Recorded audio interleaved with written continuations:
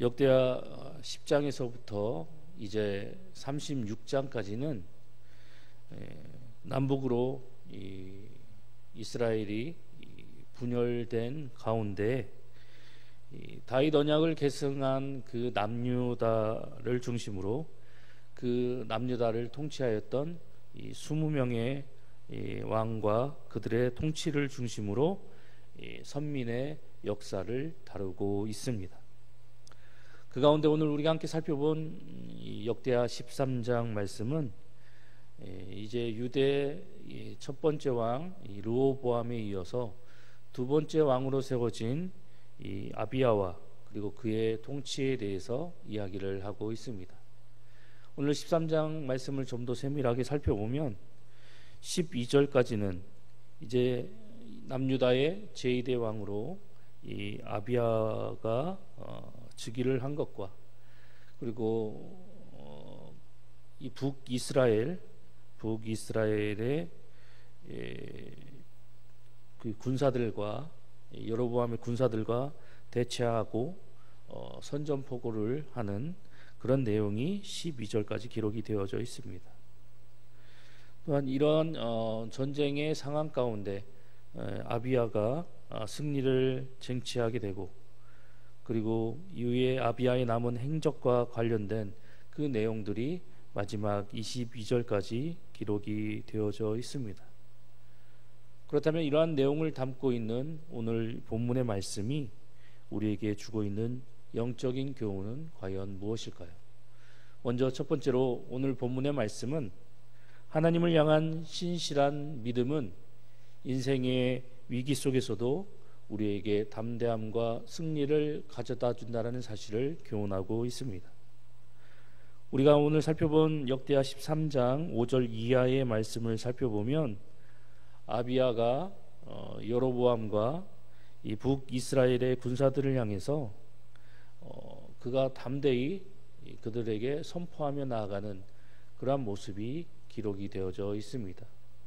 그 내용을 보면 이스라엘 하나님 여호와께서 소금 언약으로 이스라엘 나라를 영원히 다윗과 그의 자손에게 주신 것을 너희가 알 것 아니냐라며 그 북이스라엘 군과 이 여로보암을 향해 선포를 하고 있고 특별히 이 메시지를 통해서 북이스라엘의 죄와 타락에 대해서 그들을 지적하고 책망을 하는 그런 아비야의 모습을 우리는 발견하게 됩니다. 그런데 우리가 기억해야 할 것은 지금 아비야가 군사적인 열세에 놓여져 있었음에도 이렇게 담대히 북이스라엘을 향해 그가 그들의 죄와 잘못을 책망하고 있다는 사실입니다. 본문에서 이야기하고 있는 바와 같이 당시 북이스라엘 군의 숫자는 80만 명이었고 남유다 군의 숫자는 고작 그 반절에 해당되는 40만 명에 불과했습니다. 그런데 이렇게 군사적인 열세 속에서도 이 아비야는 전혀 위축되지 않고 오히려 그들 앞에서 매우 담대한 모습을 보여주고 있습니다. 2배가 넘는 군사적인 열세 속에서 우리가 쉽게 생각해 보기에도 승리란 전혀 가당치 않은 그런 상황에 놓여 있었음에도 불구하고 아비야는 두려워하기는커녕 오히려 담대함과 자신감으로 자신의 이 대적인 여로보암과 북이스라엘 군을 향해 담대히 그들의 잘못과 죄악을 지적하고 그들을 오히려 위축시키며 나아가는 그런 모습을 보여주고 있습니다. 그렇다면 이러한 이 아비야의 모습, 그가 보여주었던 이 담대함과 그리고 자신감의 근원은 과연 무엇입니까? 이에 대해서 오늘 이 성경 말씀은 그가 이렇게 보여주었던 담대함, 그 자신감에 대한 이유가 무엇인지에 대해서 우리에게 분명하게 이야기를 하고 있습니다. 그가 상황 파악을 할 줄 몰라서 어리석어서 무모해서 그가 이렇게 담대함과 자신감을 보였던 것도 아니고 그리고 속된 말로 그가 똘끼가 충만해서 그가 주제 파악하지 못하고 이러한 모습을 보여준 것이 아니라 아비야에게 있어서 그가 여호와 하나님을 향한 신실한 그런 믿음과 신뢰가 그 마음의 중심에 있었기 때문에 그는 하나님을 향한 그 신실한 신뢰와 믿음을 가지고 수적인 열세에도 불구하고 여로보암과 북이스라엘 향해 담대히 그들의 죄악과 잘못을 지적하며 나아갈 수 있었던 것입니다. 아비야는 하나님께서 주신 그 다윗 언약을 오늘 본문에서 이야기하는 바와 같이 소금 언약이라 부를 만큼 다윗을 통해 자신들에게 주신 그 하나님의 말씀과 언약에 대한 그런 확고한 신앙과 믿음이 있었고, 그리고 수적인 열세에 놓여져 있었음에도 불구하고 그 하나님을 통해서 그는 반드시 승리할 것이다라는 그런 확신을 가지고 있었습니다. 그렇기 때문에 이 신뢰와 믿음을 통해서 그는 담대히 나아갈 수 있었고, 실제로 하나님을 향한 그 신뢰와 믿음이 그에게 승리를 가져다 주게 되었습니다. 이처럼 하나님을 향한 신뢰와 확고한 믿음은 인생의 환난과 위기 속에서도 더욱더 담대함과 자신감을 가지고 승리를 쟁취하며 나아갈 수 있도록 우리를 이끌어 줍니다.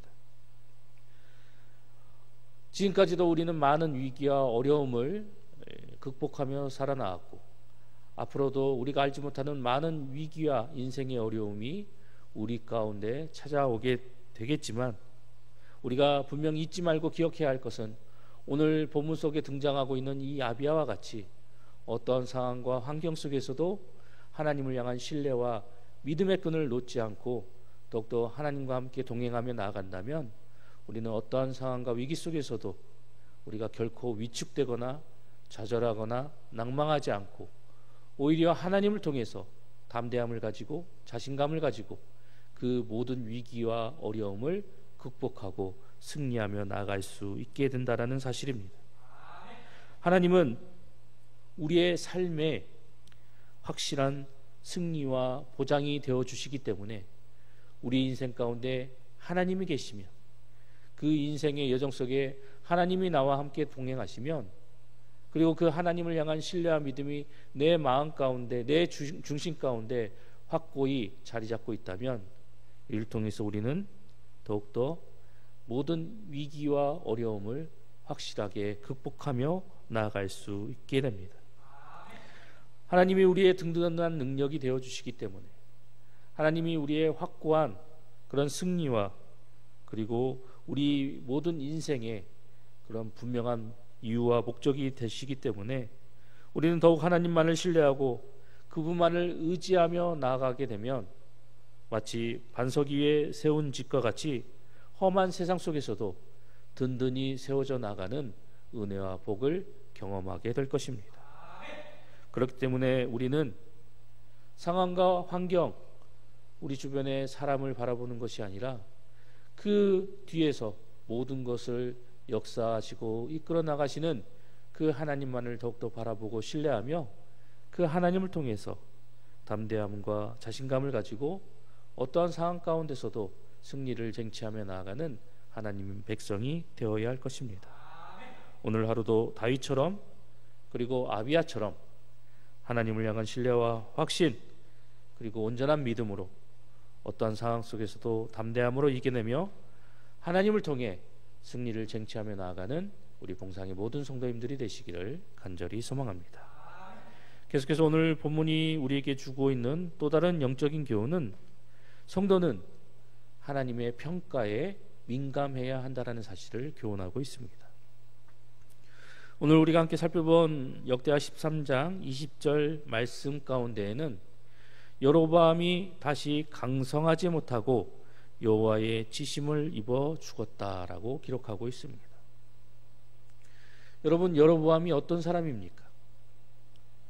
그는 비천한 신분에서 자신이 가진 능력으로 왕의 자리에까지 오른 사람이었습니다. 백성들의 신뢰와 호의를 얻었고 북부 10지파가 그를 대표로 세우고 그를 따를 만큼 좋은 평판을 지닌 사람이 바로 여로보암이었습니다.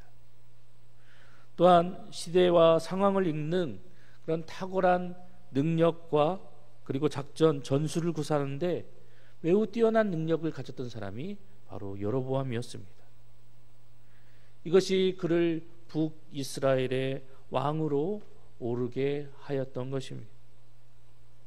그런데 우리가 분명하게 기억해야 할 것은 이 여로보암이 사람들에게 매우 좋은 평판과 명성을 얻었을지는 몰라도 그가 하나님께는 그러하지 못하였다는 사실입니다. 즉 하나님께는 좋은 평판과 하나님께 좋은 인정을 받지 못한 왕이었다는 사실입니다. 오늘 아비야가 이야기한 바와 같이, 그리고 성경에서도 분명히 기록된 바와 같이 이 여로보암은 자신의 왕위를 유지하기 위해서 금송아지 신상을 만들어서 백성들을 우상 숭배의 죄악에 빠뜨렸던 장본인이었습니다. 뿐만 아니라 이러한 죄악된 모습으로 하나님과 대적함으로 결국 하나님 앞에 가증스러운 자가 되고, 그리고 하나님 앞에서 죄악된 자로, 하나님께 인정받지 못한 자로 평가받는 그러한 모습으로 추락하고야 말았던 것입니다. 하나님께 인정받지 못했기 때문에, 하나님께 좋은 평가를 얻지 못했기 때문에 결국 여로보암은 군사적인 우위에 있었음에도 불구하고 그는 하나님의 심판을 받아서 남유다의 전쟁에서 패하게 되고 결국 죽음에 이르게 되었습니다. 이러한 여로보암의 모습을 통해서 우리가 다시 한번 분명하게 깨닫게 되는 것은 사람의 평가보다 하나님의 평가에 더욱더 민감하게 반응하며 나아가는 성도가 되어야 한다는 사실을 우리는 다시 한번 여로보암의 모습을 통해서 발견하게 됩니다. 물론 사람들에게 좋은 평가를 받는 것, 우리에게 있어서 매우 중요합니다. 왜냐하면 우리는 나 홀로 살아가는 것이 아닌 사람들의 관계 속에서, 그리고 이 사람들이 함께 모여 사는 이 공동체 안에서 우리에게 주어진 삶을 살아가고 있기 때문입니다. 그렇기 때문에 사람들의 이 관계 속에서 사람들의 좋은 평판과 사람들의 명성을 얻는 것은 어찌 보면 매우 중요한 모습이기도 합니다. 하지만 우리가 분명히 기억해야 할 것은 사람들에게 좋은 평판과 평가를 얻기 위해 하나님을 대적하는 자리에 서서는 결코 안 된다라는 사실입니다. 유한한 인생을 사는 우리 인간에게 있어서 사람에게서 비롯된 그 좋은 평판과 평가, 그 명성은 결국 다 부질없고 의미 없고 헛된 것뿐입니다. 왜냐하면 우리가 인생의 수를 다 바치고 죽음의 순간에 놓이게 되면 그동안 우리가 누려왔던 모든 인기, 명성, 평판, 그 모든 것들 결국 우리의 손에는 아무것도 남아있지 않게 되기 때문입니다. 특히 하나님 앞에서 이 세상의 그 모든 것들은 결국 다 쓸모없고 의미 없는 것이기 때문에 우리는 이러한 사실을 기억해야 합니다. 특별히 우리의 모습이 바리새인의 모습과 같이 되지 않도록 우리는 각별히 신경 쓰고 주의해야 합니다. 성경에 등장하고 있는 바리새인의 모습이 어떻습니까? 그들은 사람들 보기에 철저한 모세의 그 율법 준수와 경건한 삶을 지향하여 많은 사람들에게 좋은 평판과 명성과 인기를 얻었던 사람들이 바로 바리새인들이었습니다. 하지만 그런 그들이 세례 요한과 예수님께 어떠한 소리와 평판을 들었습니까? 그들을 향해 세례 요한과 예수님은 뭐라고 말씀을 하셨습니까? 바리새인들을 향해 세례 요한과 예수님은 회칠한 무덤, 소경된 인도자, 외식하는 자, 심지어 독사의 자식이라고까지 독설을 퍼부으며 그들의 형식적이고 그리고 외식적인 경건과 신앙을 비판하였습니다. 오늘 본문의 말씀을 통해서 우리가 마음속 깊이 새겨야 할 것은 사람의 생각과 하나님의 생각은 분명 다르다라는 사실입니다. 그리고 하나님의 생각과 사람의 생각이 다르기 때문에 그 평가도 다를 수밖에 없다라는 사실을 우리는 잊지 말고 기억해야 합니다. 늘 하나님의 뜻과 하나님의 판단을 바라보고 그 앞에서 나는 어떻게 행동하고 어떠한 신앙과 믿음을 고수하며 나아가야 할 것인가에 대한 그 고민이 우리 가운데 늘 나타나고, 그리고 이를 통해서 그 해답을 추구하며 나아가는 모습이 우리 가운데서 보여져야 할 것입니다. 늘 하나님의 뜻과 판단을 바라보고 마음에 새겨서 사람에게 인정받고 사람에게 좋은 평판을 듣고 사람에게서 많은 인기를 누리며 나아가고자 추구하는 것이 아니라 하나님께 인정받고 하나님께 칭찬받는 그러한 성숙한 성도의 모습으로 살아가기를 늘 힘쓰고 추구하는 저와 여러분 모두가 되어야 할 것입니다. 오늘도 주어진 하루 속에서 하나님의 그 칭찬과 인정이 우리의 모습 가운데 나타나는 그러한 삶이 되어지므로 이를 통해서 더욱더 하나님의 영광을 나타내는 우리 봉상의 모든 성도님들이 되시기를 간절히 소망합니다.